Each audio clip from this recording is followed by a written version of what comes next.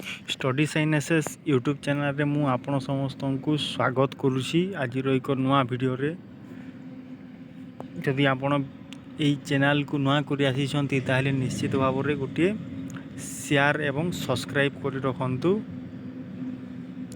आज जो आम स्टार्ट करथिले एमएड एंट्रांस एग्जामिनेशन 2025 रो जो आम एमसीक्यू मोस्ट इम्पोर्टाट एमसीक्यू जो आम डिस्कसन करूथिले सिलेबस वाइज ताहाकू आज आम आग को बढ़ेवा।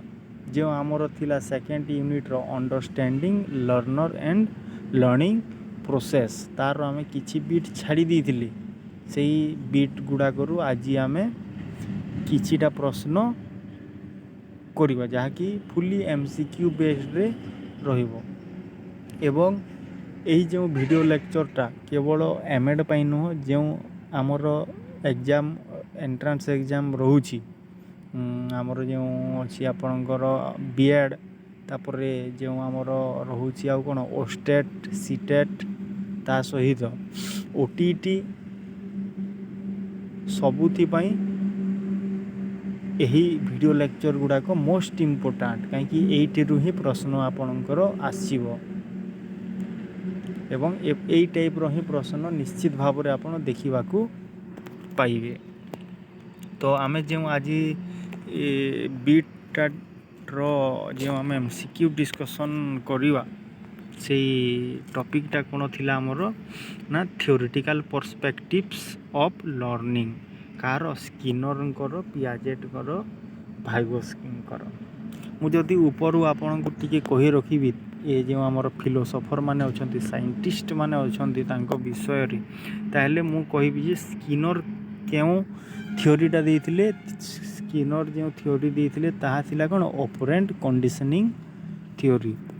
क्यों थ्योरी देइथिले ऑपरेंट कंडीशनिंग थ्योरी आमको से प्रदान करथिले जो से कौन कही जो से रिइंफोर्समेंट पनिशमेंट विषय रे कही वॉलंटरी एक्शन इनवॉलंटरी एक्शन विषय रे कही जदि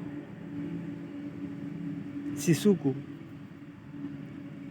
कौन मिलुची रिइंफोर्समेंट मिलुची कौन सी एक्टिविटी पाई ताहले से कौन वॉलंटरीली से एक्टिविटी गुड़ा को अधिक रु अधिक करिवो तार बिहेवियरल चेंज कौन हम पॉजिटिव हम किंतु अन्य क्षेत्र में जदि पनिशमेंट मिलुची ताहले तार जो बिहेवियरल चेंज जो पॉजिटिव आड़ को जो थिला ता पॉजिटिव आड़ को न जाई नेगेटिव आड़ को जीव।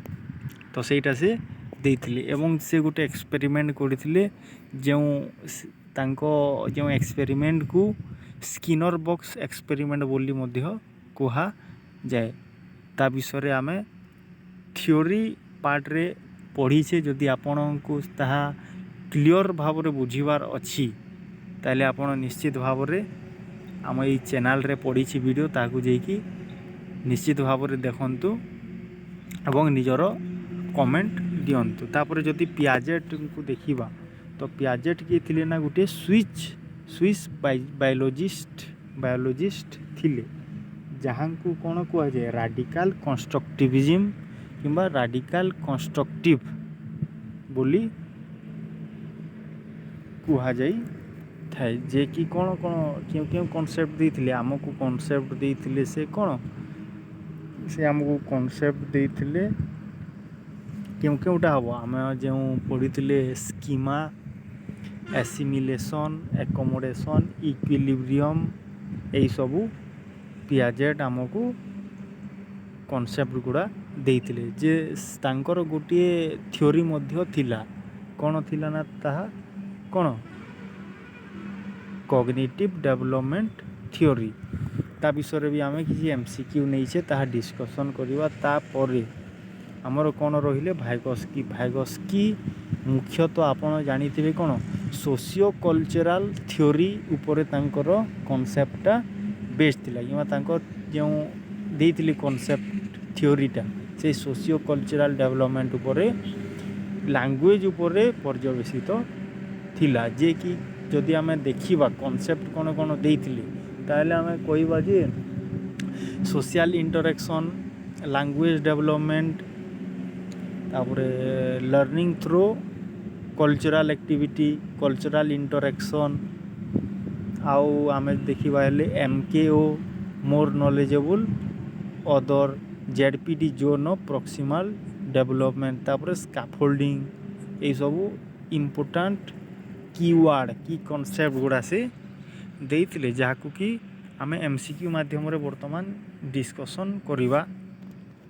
तो आगो को देखिबा हेले आमे प्रथम प्रश्नटी आपणकर रहिछि कोन रहिछि आपणकर who proposed the theory of operant conditioning. Operant conditioning थ्योरीटा आपणकर किए देइथिले मु एबे जस्ट आपणको कहिछि या किए देइथिले BF स्किनर देइथिले। देन आगो को बढ़ी जिबा operant conditioning is based on. Operant conditioning कहा ऊपर बेस्ड थिला एबे मु कहिथिली रिइनफोर्समेंट आउ पनिशमेंट। तो एठारे क्यों ऑप्शन अछि ऑप्शन बी रे देखंतु रिइनफोर्समेंट अछि जेउटा कि आपणकर करेक्ट आंसर हे जिवो। तापरे थर्ड नंबर प्रश्न देखिबा कोन Skinner emphasized the role of desk in learning. Learning रे कहा को बेसी कहार रोल को बेसी एम्फासाइज देथिले रिइनफोर्समेंट। ता छोड़ा पनिशमेंट भी तांकर थ्योरी रो पार्ट थिला किंतु से बेसी एम्फासाइज देथिले रिइनफोर्समेंट को। रिइनफोर्समेंट मध्य से कहिथिले दी भाग रे गुटी हैला पॉजिटिव रिइनफोर्समेंट आ गुटी हैला नेगेटिव रिइनफोर्समेंट। देन आगो को बढ़िया फोर्थ नंबर प्रश्न रे कोन कहिछि which concept is associated with BF स्किनर। BF स्किनर को जो सहित क्यों कॉन्सेप्टा एसोसिएटेड आमे जानिले कोन ऑपरेंट कंडीशनिंग। मु सब ऑप्शन पढुनी डायरेक्ट सठिक ऑप्शन टा कहूची आपण निजे ऑप्शन गुडा को पढ़ी की ट्राई करिए। तापर फिफ्थ नंबर प्रश्न कोन Jean Piaget is known for theory. Jean Piaget को थ्योरी कोन जीन पियाजेट को थ्योरी होची कॉग्निटिव डेवलपमेंट। आउ जदि आपण जीन पियाजेट किए थिले कहले आपण कहबे सेटा गोटे स्विस बायोलॉजिस्ट। तापरे आउ के थिले आउ थिले से राडिकल कंस्ट्रक्टिविस्ट। तार कंस्ट्रक्टिविस्ट रो अर्थ होची कि चाइल्ड कोन करिवो से निजे ही सिखिबो। से जहाँ भी करू से निजे सिखिबो निजे कोन कंस्ट्रक्ट करिवो। नॉलेज कंस्ट्रक्ट चाइल्ड ही करिवो teacher as a facilitator help करिवे। तापरे 6 नंबर प्रश्न देखिबा कोन कहिछि 6 नंबर प्रश्न जहा कि हमकु कहिछि according to 6 number question according to Piaget the process of incorporating new experience into existing schema. आपणकर जो एक्जिस्टिंग स्कीमा अछि सही एक्जिस्टिंग स्कीमा ऊपर किछि न्यू एक्सपीरियंस लोड कर देवा किछि न्यू एक्सपीरियंस ऐड कर देवा को आपण कोन कहंती। एठारे आपणकर करेक्ट ऑप्शन हे जो एसिमिलेशन। एसिमिलेशन माने हला कोन एसिमिलेशन माने हला कि खाली ऐड करिवा एक्जिस्टिंग स्कीमा ऊपर आमे किछि नवा इन्फॉर्मेशन ऐड करिवा।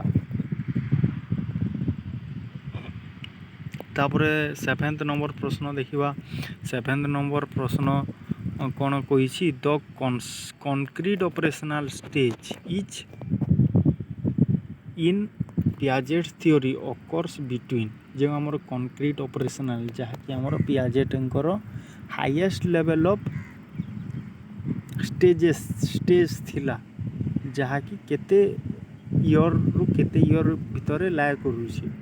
आपणकर करेक्ट ऑप्शन हे जबो 12 टू 18। जदि आमे जानि रखिबा कोन कोन तांकर स्टेज थिला पियाजेटंकर जो क्यों थ्योरी देथिले ना कॉग्निटिव डेवलपमेंट थ्योरी देथिले। ते थ्योरी ऊपर जदि आमे विचार विमर्श करिबा ताहले आमे जानि परिबा जे କ'ଣ ଜାଣିବା ତାଙ୍କର ଯେଉଁ ଥିଓରି ଥିଲା ତାକୁ କ'ଣ କୁହାଯାଉଥିଲା କଗ୍ନିଟିଭ୍ ଡେଭଲପମେଣ୍ଟ ଥିଓରି। କ'ଣ କଗ୍ନିଟିଭ୍ ଡେଭଲପମେଣ୍ଟ ଥିଓରି ବୋଲିକି କୁହାଯାଉଥିଲା। ତାପରେ ଆଉ ମଧ୍ୟ କ'ଣ କୁହାଯାଉଥିଲା ନା ତାଙ୍କର ଯେଉଁ ଷ୍ଟେଜେସ୍ ଥିଲା ସେଇ ଷ୍ଟେଜେସ୍କୁ ଯଦି ଦେଖିବା ତାହେଲେ ପ୍ରଥମେ କେଉଁ ଷ୍ଟେଜ୍ ଥିଲା sensory motor stage. Sensory motor stage sensory motor stage. Second ଥିଲା ଆମର କ'ଣ ପ୍ରି ଅପରେସନାଲ୍ ଷ୍ଟେଜ୍। ଥାର୍ଡ଼ ଆମର ଥିଲା କ'ଣ କନକ୍ରିଟ୍ ଅପରେସନାଲ୍ ଷ୍ଟେଜ୍। ଦେନ୍ ଥିଲା ଆମର ଫର୍ମାଲ୍ ଅପରେସନାଲ୍ ଷ୍ଟେଜ୍। ଯଦି ମୁଁ ଭୁଲ କହୁନଥାଏ ତାହେଲେ ଏହି ସବୁଟା ଆପଣଙ୍କର ଥିଲା। ଫାଷ୍ଟ ଯେଉଁ ସେନ୍ସୋରି ମୋଟର ଯେଉଁ ଆପଣଙ୍କର ଷ୍ଟେଜ୍ ଅଛି ତାହା କେତେରୁ birth to 0 to 2। Then second ଯେଉଁ ଆପଣଙ୍କର ପ୍ରି ଅପରେସନାଲ୍ ଅଛି ସେ ପ୍ରି ଅପରେସନାଲ୍ଟା କେତେରୁ କେତେ ଥିଲା ଆପଣଙ୍କର 2 to 7। ଦେନ୍ ଆମର କନକ୍ରିଟ୍ ଅପରେସନାଲ୍ଟା କେତେରୁ କେତେ ଥିଲା 7 ରୁ 11। ଆଉ ଆମର ଯେଉଁ ଫର୍ମାଲ୍ ଅପରେସନାଲ୍ ଥିଲା ତାହା ଆମର 12 to above ଯାହା ଆମର ଥିଲା। ଏମିତି ଆମର ଥିଲା। ତ ଆମେ ଆମର ସେଭେନ୍ଥ କ୍ୱେଶ୍ଚନ୍ର ଆମର କ'ଣ ହେଇଯିବ ଆମର ସଠିକ୍ ଅପସନ୍ ହେଇଯିବ ଆମର 12ର 7ର ଡି। ତାପରେ ନେକ୍ସଟ କ୍ୱେଶ୍ଚନ୍ ଦେଖିବା 12 ନମ୍ବର କ'ଣ କହିଛି ଆମକୁ in Vygotsky's theory learning occurs through. Learning କିପରି ହେବ ଲର୍ଣ୍ଣିଂ ଅକର୍ସ ଥ୍ରୋ। ଭାଇଗୋସ୍କି ଅନୁସାରେ ଲର୍ଣ୍ଣିଂ କିପରି ହେବ ଡାଇରେକ୍ଟ ଅପସନ୍ ଦେଖନ୍ତୁ ସୋସିଆଲ୍ ଇଣ୍ଟରାକ୍ସନ୍। କ'ଣ ଭାଇଗୋସ୍କି କାହାକୁ ଧ୍ୟାନ ଦେଉଥିଲେ ନା ସୋସିଆଲ୍ ଇଣ୍ଟରାକ୍ସନ୍ କିପରି ହେଇପାରିବ ତା ଉପରେ ସେ ଧ୍ୟାନ ଦେଉଥିଲେ ସୋସିଆଲ୍ ଇଣ୍ଟରାକ୍ସନ୍। ତାପରେ 9th ନମ୍ବର ପ୍ରଶ୍ନ କ'ଣ କହିଛି ଆପଣଙ୍କୁ 9th ନମ୍ବର ପ୍ରଶ୍ନ କହିଛି ଜୋନ୍ ପ୍ରକ୍ସିମାଲ୍ ଡେଭଲପମେଣ୍ଟ କାହା ସହିତ ଆସୋସିଏଟେଡ୍। ଆପଣ ଜାଣିଥିବେ ZPD MKO ସ୍କାଫୋଲ୍ଡିଂ ସବୁ କିଏ ଭାଇଗୋସ୍କି। ତାପରେ 10th ନମ୍ବର ପ୍ରଶ୍ନ ଦେଖିବା କ'ଣ ଭାଇଗୋସ୍କିସ୍ theory emphasise the roll of. ଭାଇଗୋସ୍କିଙ୍କର ଯେଉଁ ଥିଓରି ଥିଲା ତାହା କାହା ଉପରେ ଏମ୍ଫାସାଇଜ୍ ଦେଇଥିଲା ସୋସିଆଲ୍ ଏବଂ କଲଚରାଲ୍। ଯେଉଁଠି ଆପଣ ଏ କିୱାର୍ଡ଼ ଦେଖିବେ ସେଟାକୁ ଆପଣ ଭାଇଗୋସ୍କିରେ ଠିକ୍ କରିଦେବେ। 10 ନମ୍ବର ଆପଣଙ୍କର ଅପସନ୍ ସି। ଦେନ୍ 11th ନମ୍ବର ପ୍ରଶ୍ନ ଦେଖିବା କ'ଣ which term did Vygotsky use describe supportive guidance. ଆପଣଙ୍କର ଯେଉଁ ସପୋର୍ଟିଭ୍ ଗାଇଡେନ୍ସରେ କାହାକୁ ସେ କିମ୍ବା ଯେ ଆପଣଙ୍କୁ ସାହାଯ୍ୟ କରେ ଯେ ଆପଣଙ୍କୁ ଟେମ୍ପୋରାରୀ ସପୋର୍ଟ ଦେଇଥାଏ ତାହାକୁ କେଉଁ ଟର୍ମ ଗୋଟେ ଦେଇଥିଲେ କେଉଁ କନସେପ୍ଟ ଗୋଟେ ଦେଇଥିଲେ ସେ କନସେପ୍ଟଟା କ'ଣ ଆପଣଙ୍କର ସ୍କାଫୋଲ୍ଡିଂ। ସ୍କିମା ହେଉଛି ଆମର ପିଆଜେଟ୍ଙ୍କର ରିଇନଫୋର୍ସମେଣ୍ଟ ଆମର ସ୍କିନରଙ୍କର ଟ୍ରାଏଲ୍ ଆଣ୍ଡ ଏରର୍ ଯାହା ଅଛି ତାହା ଆମର ଥର୍ଣ୍ଡାଇକର।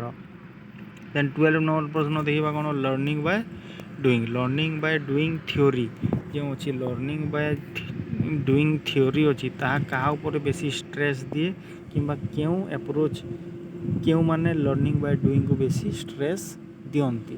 ଆପଣ ଡାଇରେକ୍ଟ କହିବେ ଅପସନ୍ ସି କନଷ୍ଟ୍ରକ୍ଟିଭିଷ୍ଟ ମାନେ କ'ଣ କରନ୍ତି learning Bai doing child centred education problem solving method project method ଏଗୁଡ଼ାକୁ ସେମାନେ ଧ୍ୟାନ ଦିଅନ୍ତି। 13th ନମ୍ବର ପ୍ରଶ୍ନ ଦେଖିବା କ'ଣ ଆକର୍ଡିଂ ଟୁ ସ୍କିନର ପନିଶମେଣ୍ଟ କିପରି ସ୍କିନରଙ୍କ ମତରେ ପନିଶମେଣ୍ଟଟା କିପରି ଷ୍ଟ୍ରେନ୍ଥେନ୍ ବିହେଭିଅର୍ ନା ରିଇନଫୋର୍ସମେଣ୍ଟ କ'ଣ କରିଥାଏ ବିହେଭିଅର୍କୁ ଷ୍ଟ୍ରେନ୍ଥେନ୍ କରିଥାଏ। ହେଜ୍ ନୋ ଇଫେକ୍ଟ ଏଇଟା ଭୁଲ ହେଇଯିବ ୱିକେନ୍ ବିହେଭିଅର୍ ଏଇଟା ଠିକ୍। ପନିଶମେଣ୍ଟ କ'ଣ କରିଥାଏ ଆପଣଙ୍କର ବିହେଭିଅର୍କୁ ୱିକେନ୍ କରିଥାଏ। ଦେନ୍ ଆପଣଙ୍କର ହେଇଯିବ ଆମର କ'ଣ 14th ନମ୍ବର ପ୍ରଶ୍ନ ଆମେ ଦେଖିବା। ତାପରେ ଦେଖିବା 14th ନମ୍ବର ପ୍ରଶ୍ନ କ'ଣ କହିଛି 14th ନମ୍ବର ପ୍ରଶ୍ନରେ ଆପଣଙ୍କର କହିଛି Piaget believed that children learn best through. Children କିପରି ଭାବରେ ବେଷ୍ଟ ଲର୍ନ କରିବ କ'ଣ କହିଛି Piaget believed that children learn best through କିପରି ବେଷ୍ଟ ସେ ଲର୍ନ କରିବ। ପ୍ୟାସିଭ୍ ଲିସନର୍ ଏଇଟା ଭୁଲ ହେଇଯିବ ପ୍ୟାସିଭ୍ ଭାବରେ ସେ ଲର୍ନ କରିପାରିବ ନାହିଁ। ମେମୋରାଇଜେସନ୍ରେ ବି ଠିକ୍ ହେବ ନାହିଁ। ରିୱାର୍ଡ଼ ଆଣ୍ଡ ପନିଶମେଣ୍ଟରେ କରିବ କିନ୍ତୁ ପରଫେକ୍ଟଲି ସେ କରିପାରିବ ନାହିଁ। ଆପଣଙ୍କର correct option C exploration and discovery. ତାପରେ 15 ନମ୍ବର ପ୍ରଶ୍ନ ଦେଖିବା ଆମେ କ'ଣ କହିଛି। 15 ନମ୍ବର ପ୍ରଶ୍ନ କହିଛି what is the highest stage in Piaget theory. Piaget ଥିଓରିଙ୍କର ହାଏଷ୍ଟ ଷ୍ଟେଜ୍ କ'ଣ? ଆମେ ଜାଣିଥିଲେ ଆମେ ସବୁ ଷ୍ଟେଜ୍ ଡିସ୍କସନ୍ କରିଥିଲେ। ସେ ଭିତରୁ ହାଏଷ୍ଟ ଷ୍ଟେଜ୍ଟା ହେଉଛି ଫର୍ମାଲ୍ ଅପରେସନାଲ୍ ଷ୍ଟେଜ୍। ଦେନ୍ ଆମର ନେକ୍ସଟ ଯେଉଁ ଆମେ ବିଟ୍ଟା ନେଇଛେ ସେ ବିଟ୍ଟା କ'ଣ? Understanding higher mental process of learning, ଯେଉଁଥିରେ ଆମର ଦୁଇଟା ପ୍ରୋସେସ୍ ଥିଲା। ଯେଉଁ ଦୁଇଟା ପ୍ରୋସେସ୍ ହେଲା କ'ଣ ଆମର କ୍ରିଏଟିଭିଟି ଆଉ ଇଣ୍ଟେଲିଜେନ୍ସ। ସେ ବିଷୟରେ ବର୍ତ୍ତମାନ ଆମେ ପଢ଼ିବା। ଯେଉଁଠି ଆପଣଙ୍କର ଏଠିରେ ମୁଁ ଭୁଲ ସେ ଆପଣଙ୍କର ଏଠି 16 ନମ୍ବର ଦେଇଥିଲି। ଆପଣଙ୍କର ଏଇଟା ଯେଉଁ ହେବ କ୍ରିଏଟିଭିଟି ଆଣ୍ଡ ଇଣ୍ଟେଲିଜେନ୍ସ, ସେଇଟା ହେଲା ଆମର କ'ଣ? ଇଣ୍ଟେଲିଜେନ୍ସ ଆଉ ଏଇ ବିଷୟରେ ଆମେ ଆଜି ଏଇଠି ଡିସ୍କସନ୍ କରିବା। ତ ଯେଉଁ ଆପଣଙ୍କର ଅଛି ଫାଷ୍ଟ ପ୍ରଶ୍ନ 16 ନମ୍ବର ପ୍ରଶ୍ନଟା ଅଛି, ସେଇଟା କ'ଣ? Intelligence refers to. ଇଣ୍ଟେଲିଜେନ୍ସ କ'ଣ? ଇଣ୍ଟେଲିଜେନ୍ସଟା କ'ଣ? ସରି, ଏଠାରେ ଆପଣଙ୍କର ଆନ୍ସାରଟା ରହିଯାଇଛି। ଏଟାକୁ ଆପଣ ତଥାପି ଜାଣି ରଖନ୍ତୁ କ'ଣ? Intelligence refers to. ଇଣ୍ଟେଲିଜେନ୍ସ କ'ଣ? ଇଣ୍ଟେଲିଜେନ୍ସ ଆପଣ ability to learn and adapt, କିଛି ଗୋଟେ ଲର୍ନ କରିବା ଏବଂ ସେଇ ଜିନିଷକୁ ଆଡପ୍ଟ କରିବା, ଆମର ବିହେଭିଅରରେ ସେଟାକୁ ଇନପୁଟ୍ କରାଇବା, ବିହେଭିଅରକୁ ଚେଞ୍ଜ କରାଇବା, କିଛି ଆମେ ନୂଆ ଡାଇରେକ୍ସନରେ ଯିବା, ତାହାକୁ ଆମେ କ'ଣ କହିଥାଉ? ଆମେ ଇଣ୍ଟେଲିଜେନ୍ସ ବୋଲି କହିଥାଉ। ଇଣ୍ଟେଲିଜେନ୍ସ ମାନେ ଆମର ମେଣ୍ଟାଲ ପ୍ରୋସେସ୍, ଆମ ଥିଙ୍କିଂ ରିଜନିଂ ପ୍ରୋସେସ୍କୁ ଡେସ୍କ୍ରାଇବ୍ କରିଥାଏ। ତାପରେ 17 ନମ୍ବର ପ୍ରଶ୍ନ ଦେଖିବା। 17 ନମ୍ବର ପ୍ରଶ୍ନ କହିଛି କ'ଣ? 17 ନମ୍ବର ପ୍ରଶ୍ନ ଆମକୁ କ'ଣ କହିଛି? Who developed the first intelligence test. First intelligence ଟେଷ୍ଟକୁ କିଏ ଡେଭଲପ୍ କରିଥିଲେ? ଗାର୍ଡନର, ପିଆଜେଟ୍, ସ୍କିନର କିମ୍ବା ବିନେଟ୍ ଆଣ୍ଡ ସିମନ୍। ଆପଣଙ୍କର କରେକ୍ଟ ଅପସନ୍ କ'ଣ? Binet and Simon. ତାପରେ 18 ନମ୍ବର ପ୍ରଶ୍ନ ରହିଛି ଆମର ଯେଉଁ ଆଇକ୍ୟୁ ଅଛି, ଇଣ୍ଟେଲିଜେନ୍ସ କୋସେଣ୍ଟ, ତାହାର ଆମର ଫର୍ମୁଲାଟା କ'ଣ? ତାହାର ଆମର ଫର୍ମୁଲାଟା କ'ଣ ହେଇଯିବ? MACA 100। କ'ଣ? MACA 100। ତାମାନେ କ'ଣ? Mental age by chronological age into 100। Then ଆଗକୁ ଦେଖିବା ଆମେ 19 ନମ୍ବର ପ୍ରଶ୍ନ କ'ଣ କହିଛି। 19 ନମ୍ବର ପ୍ରଶ୍ନ ଆପଣଙ୍କୁ କହିଛି Gardner's theory of multiple intelligence include all except, କାହାକୁ ଇନକ୍ଲୁଡ୍ କରିନାହିଁ ବୋଲି କହିଛି। କ'ଣ ଇନକ୍ଲୁଡ୍ କରିଥିଲା? Musical intelligence, linguistic intelligence, bodily kinesthetic intelligence include କରିଥିଲା, କିନ୍ତୁ ରେନଫୋର୍ସମେଣ୍ଟ ଇଣ୍ଟେଲିଜେନ୍ସ କୌଣସି ଇଣ୍ଟେଲିଜେନ୍ସର ତାଙ୍କର ପାର୍ଟ ନଥିଲା। ଆମେ କ'ଣ ଦେଖିଲେ? ଆମେ ଦେଖିଲେ ଗାର୍ଡନରଙ୍କର ଯେଉଁ ମଲ୍ଟିପୁଲ୍ ଇଣ୍ଟେଲିଜେନ୍ସ ଥିଲା, ସେଥିରେ ରେନଫୋର୍ସମେଣ୍ଟ ଅପସନ୍ ସିର କୌଣସି ୟୁଜ୍ ନଥିଲା। ରିଇନଫୋର୍ସମେଣ୍ଟ ଇଣ୍ଟେଲିଜେନ୍ସର କୌଣସି ପ୍ରକାର କ'ଣ ନଥିଲା? କିଛି ପାର୍ଟ ନଥିଲା ତାର। ତ ଆମର ଅପସନ୍ କ'ଣ? 19th ପ୍ରଶ୍ନର ଅପସନ୍ କରେକ୍ଟ ଅପସନ୍ ହେଇଯିବ ସି। ଦେନ୍ 20th ନମ୍ବର ପ୍ରଶ୍ନ ଦେଖିବା। 20th ନମ୍ବର ପ୍ରଶ୍ନରେ କ'ଣ କହୁଛି? Emotional intelligence is the ability to. Emotional intelligence କ'ଣ? ତାର ଏବିଲିଟିଟା କ'ଣ? କେମିତି କ'ଣ ସେ ଇନକ୍ଲୁଡ୍ କରିଥାଏ? କୌଣସି ଇମୋସନ୍କୁ ମ୍ୟାନେଜ୍ କରିବା। ଆମର ଅପସନ୍ ହେବ ସି। ସି କ'ଣ କହିଛି? Understand and manage emotions. ଇମୋସନ୍ସକୁ ଅଣ୍ଡରଷ୍ଟାଣ୍ଡ କରିବା ଏବଂ ମ୍ୟାନେଜ୍ କରିବା। ଦେନ୍ 21th ନମ୍ବର ପ୍ରଶ୍ନ ଦେଖିବା କ'ଣ କହିଛି। 21th ନମ୍ବର ପ୍ରଶ୍ନ କହିଛି ଆମକୁ ଇଣ୍ଟେଲିଜେନ୍ସ ଇଜ୍ ମେଜର୍ଡ ବାଇ। ଇଣ୍ଟେଲିଜେନ୍ସ କାହା ଦ୍ୱାରା ମେଜର୍ କରାଯାଏ? ଆମେ ଦେଖିଲେ ଯେ ଆଇକ୍ୟୁ, ଇଣ୍ଟେଲିଜେନ୍ସ କୋସେଣ୍ଟ କ'ଣ? Mental age by chronological age into 100। ତ ଆମେ ଦେଖିଲେ ଏଇଟା option C, intelligence quotient test. 22 number ପ୍ରଶ୍ନ ଆମର କ'ଣ ରହିବ? ଏ କି କ୍ୟାରେକ୍ଟରିଷ୍ଟିକ୍ ଅଫ୍ ଇଣ୍ଟେଲିଜେନ୍ସ ଇଜ୍। ଯେଉଁ ଆମର ଇଣ୍ଟେଲିଜେନ୍ସର କ୍ୟାରେକ୍ଟରିଷ୍ଟିକ୍ କ'ଣ? ରିଜିଡ଼ିଟି, ଏଇଟା ଭୁଲ ହେଇଯିବ। ଆଡାପ୍ଟିବିଲିଟି ଠିକ୍ ହେଇପାରେ। ଲେଜିନେସ୍ ଭୁଲ ହେଇଯିବ। କ୍ୟୁରିଓସିଟି ବି ଠିକ୍ ହେଇପାରେ। ତ ଏଠିରେ ଆମେ ଯଦି ବାଛିବା ତାହେଲେ କ୍ୟୁରୋସିଟି ବି ଆମକୁ ଠିକ୍ ଲାଗୁନି। ସବୁ ଜିନିଷରେ ଆମେ କ୍ୟୁରୋସିଟି ରଖିବାଟା ବି ଠିକ୍ ନୁହଁ। ତ ଆମର କ'ଣ ହେଇଯିବ ଇଣ୍ଟେଲିଜେନ୍ସଟା କ'ଣ ଆଡାପ୍ଟିବିଲିଟି ମାନେ ଆଡାପ୍ଟ ବନେଇବା କିଛି ସିଚୁଏସନ୍ରେ ଆମେ ଆଡ଼ଜଷ୍ଟ କରିବାକୁ ଶିଖିବା। ଆପଣଙ୍କର ଅପସନ୍ କ'ଣ ହେଇଯିବ? ଆପଣଙ୍କର ଅପସନ୍ ବି ହେଇଯିବ କରେକ୍ଟ। ତାପରେ creativity is most closely related. Creativity କାହା ସହିତ ବହୁତ ରିଲେଟେଡ୍? କନଭର୍ଜେଣ୍ଟ ତ କ୍ଲୋଜ୍ ଥିଙ୍କିଂ ଏଟା ଭୁଲ ହେଇଯିବ। ଓନ୍ଲି ମେମୋରି ଏଟା ଭୁଲ ହେଇଯିବ। ଷ୍ଟାଣ୍ଡାର୍ଡାଇଜ୍ ଟେଷ୍ଟିଂ ଏଟା ବି ଭୁଲ ହେଇଯିବ। ଆମର ସଠିକ୍ ଅପସନ୍ କ'ଣ ହେଇଯିବ? ଡାଇଭର୍ଜେଣ୍ଟ ଥିଙ୍କିଂ। ତାମାନେ କିଛି ଆଉଟ୍ ଅଫ୍ ବକ୍ସ ଯାଇକି ଚିନ୍ତା କରିବା, କିଛି ତାମାନେ ବିସ୍ତୀର୍ଣ୍ଣ ଭାବରେ ଭର୍ଜନରେ ଆମେ ମାଇଣ୍ଡରେ ଥିଙ୍କିଂ ପ୍ରୋସେସ୍ ଷ୍ଟାର୍ଟ କରିବାଟା ଆମର କ'ଣ? କ୍ରିଏଟିଭିଟି, ଯାହାକି କ୍ଲୋଜଲି ରିଲେଟେଡ୍ ଅଟେ। ତାପରେ 24 ନମ୍ବର ଦେଖିବା କ'ଣ? Which of the following is a trait of a creative person. Creative ପର୍ସନ୍ର କ'ଣ ଗୋଟିଏ ଟ୍ରେଟ୍ ଅଟେ? କନଫର୍ମିଟି, ଅରିଜିନାଲିଟି, ଓବିଡିଏନ୍ସ, ପେସିଭିଟିରେ ଛାଡ଼ି ଦିଅନ୍ତୁ। ଆପଣଙ୍କର ସୁଇଟେବୁଲ୍ ଯଦି ବାଛିବା ବେଲେ ଅରିଜିନାଲିଟି ଆମର ହେବ, କାହିଁକି କ୍ରିଏଟିଭିଟି ସବୁବେଳେ ଅରିଜିନାଲ୍ ରହିଥାଏ। ଆଗକୁ ବଢ଼ିବା ଆମେ 25 ନମ୍ବର ପ୍ରଶ୍ନ ଦେଖିବା କି କ'ଣ? The process of creativity involves. ଯେଉଁ ପ୍ରୋସେସ୍ ଅଛି, କ୍ରିଏଟିଭିଟି ପ୍ରୋସେସ୍ ଅଛି, ତାହା କାହାକୁ ଇନଭଲ୍ଭ କରିଥାଏ? ଆପଣ ଜାଣି ରଖନ୍ତୁ ଏଠାରେ ତା'ର ପ୍ରୋସେସ୍ କ'ଣ? ଆମର ସି ଅପସନ୍ ହେଇଯିବ ଠିକ୍। Preparation, incubation, illumination, verification. ଏଟା ଆପଣଙ୍କର କରେକ୍ଟ ଆନ୍ସର୍।